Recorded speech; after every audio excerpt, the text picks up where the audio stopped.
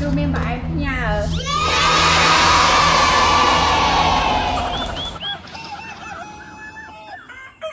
ឆោមានចប់ហើយធ្វើផ្អែមពើកម្លាំងកូនកូនធ្វើលើកនេះអត់ដឹងថាជាលើកចុងក្រោយឬក៏យ៉ាងណាទេព្រោះអីដល់ចុងឆ្នាំសិក្សាហើយនៅរៀងរាល់ចុងឆ្នាំខ្ញុំត្រូវតេស្តឲ្យគណៈកម្មការពិនិត្យការងារសិនបើតេស្តជាប់បានជួបគ្នាទៀតតែបើតេស្តអត់ជាប់បាយរហូតនេះខ្ញុំធ្វើផ្អែមនំអ៊ីគ្រាប់សាគូចំនួន1គីឡូបាយជា5ផ្នែក5ពណ៌ផ្សេងគ្នាពណ៌ទី1ប្រើទឹកស្លឹកតើយកិនសុទ្ធទៅពេលពណ៌ផ្សេងទៀតប្រើល័ខតែបើសិនជាមានពេលយកពណ៌ពីផ្លែឈើល្អជាងក្លិនឈ្ងុយហើយឆ្ងាញ់ពណ៌ល័ខខ្ញុំព្យាយាមប្រើតិចមែនតែនយកពណ៌តែឡំឲ្យតែមានទេលាយពណ៌ហើយដាក់ត្រាំទុកម្លែកខ្ញុំមកបកពោតផ្អែមនេះលាយជាមួយពោតដែរឲ្យគាត់បានច្រើនរសជាតិពោតប្រលេះគ្រាប់ហើយចាំស្ងោរងាយពេលឆ្អិនប្រលេះអត់ចង់បានបែកសាច់អស់តើធ្លាប់ធ្វើមិនដឹងគ្រាប់សាគូវិញរីកល្មមហើយយើងយកទៅឆាលើភ្លើងបើស្អិតចង់ឆាអាចប្រើទឹកក្តៅដាក់ត្រាំជំនួសក៏បានឆារហូតដល់ប៉ាមស្អិតចូលគ្នាពេលសូនកុំភ្លេចជ្រលក់ដៃជាមួយម្សៅឬទឹកជាមុនសិនបើមិនចាស់ជាប់កក់ក្តាំងពេញដៃហើយព្យាយាមធ្វើឲ្យមូលល្អបានសាច់ផ្អែមយើងស្អាតពោតឆ្អិនយើងស្រង់ចេញទុកឲ្យត្រជាក់ម្លែកញ៉ាដាប់ទឹកហើយជូតទឿសិនណាកូន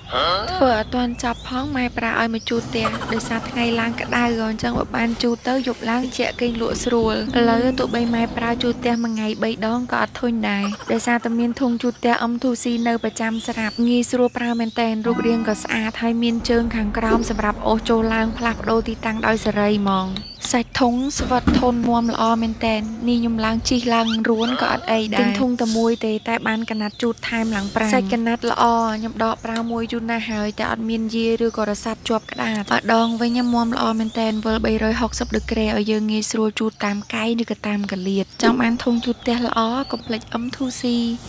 ជាយាមជូតឲ្យលឿនអាងបានមកជួយម៉ែវិញមកដល់ទឹកពុះល្មមគ្រាប់សាគូ1គីឡូបាយច្រើនពណ៌មើលទៅឃើញដូចបន្តិចមួយប៉ុន្តែដល់ពេលសូនណាបណ្ដឹងថាមិនមែនបន្តិចដូចឃើញនឹងភ្នែកណាបងចូលទឹកក្តៅទុកដល់ឡើងដែតតែមិនប្រកាសថាដែតឆ្អិនទេយើងត្រូវតេស្តមើលដែរបើល្មមឆ្អិនហើយស្រង់ដាក់ទឹកត្រជាក់ម៉ែឲ្យខ្ញុំស្រង់ដាក់ទឹកត្រជាក់ចុះឡើង3ឆាន់ដែកយកទ្រាំទៅរួចដល់ចង់បញ្ចប់គ្រាប់សាគូដែលស្ងោរហើយល្មូលល្អមែនតែនគួរឲ្យចង់ញ៉ាំ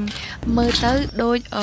គ្រាប់រីកដែលគេដាក់ដាំផ្កាវវគ្គធ្វើគ្រាប់សាគូរួចរាល់ឥឡូវយើងមកធ្វើទឹកស្ករម្ដងចំពោះទឹកស្ករយើងត្រូវការស្លឹកតើយខ្ទិះដូងចុងស្ករសអំបិលម្ជិបហើយនិងខ្ទិះដូងដើមចាក់តាមក្រោយបើបានថែមទឹកដោះគោខាប់ទៀតទឹកស្ករយើងកាន់តែឈ្ងុយរំងាស់ស្ករជាមួយនឹងទឹកខ្ទិះដូងរហូតដល់ឡើងពុះល្មមហើយចាក់ខ្ទិះដើមចូលទឹកស្ករយើងហើយជាការស្រេចលើកទុកឲ្យត្រជាក់បានចាក់ចូលទៅក្នុងកែវផ្អែមចំពោះផ្អែមនំអ៊ីគ្រាប់សាគូនេះមានពីររបៀបធ្វើផ្សេងគ្នាធ្វើដូចខ្ញុំចេះក៏បានឬក៏ពេលយើងរំងាស់ទឹកស្ករនឹងចាក់គ្រាប់សាគូចូលទៅក្នុងឆ្នាំងតែម្ដងក៏បានដែរជួយម៉ែរៀបចំឲ្យគ្រប់កែវបន្តិចខ្ញុំទៅងូតទឹកបាត់ហើយសល់ទឹកស្ករទុកឲ្យម៉ែចាក់ចូលពេលដែលត្រជាក់រៀបចំរួចខ្ញុំចេញពីងូតទឹកវិញរៀបចំខ្លួនទៅសាលាតែម្ដង